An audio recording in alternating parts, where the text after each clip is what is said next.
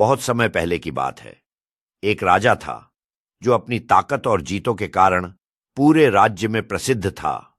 राजा को अपनी शक्ति पर बहुत घमंड था और अब वह अमर होना चाहता था। उसने सुना कि कहीं ऐसा जल है जिसे पीने से इंसान कभी नहीं मरता। उसने इसे पाने के लिए दूर दूर तक खोज शुरू कर दी।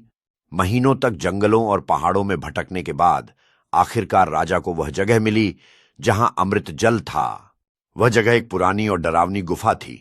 गुफा के अंदर घना अंधेरा था, लेकिन राजा ने अपनी हिम्मत जुटाई और गुफा में कदम रखा।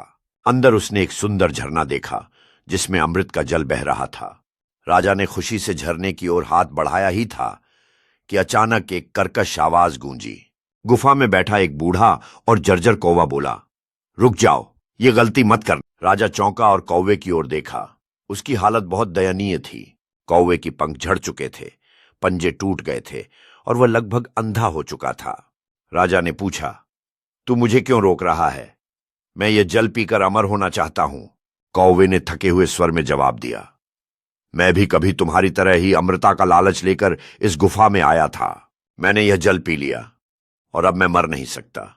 कौवे ने आगे कहा, लेकिन अब मैं बहुत दुखी हूं। कौवा बोला, मेरी हालत देखो ना, मैं उड़ सकता हूं, न सही से खा सकता हूं।